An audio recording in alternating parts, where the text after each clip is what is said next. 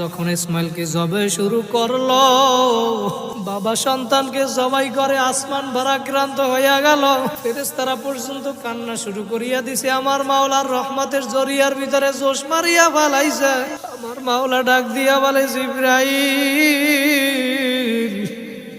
তাড়াতাড়ি যাও, আমার ইব্রাহিমের হাতে রক্ত না লাগা পর্যন্ত ছাড়বে না। চক্ষু বাইধা নিছে। আল্লাহ আল্লাহ আল্লাহ।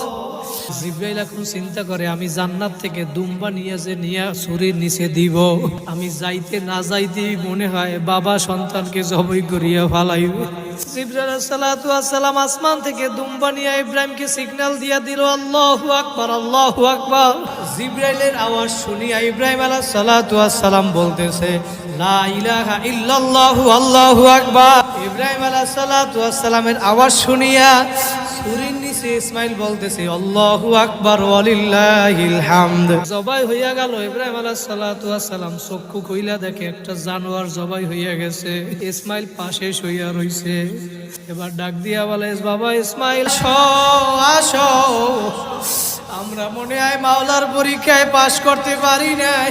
আমার মাওলা তখন আয়াত নাজিল করে, ওয়ানাদাইনা হুয়াইয়া ইব্রাহিম।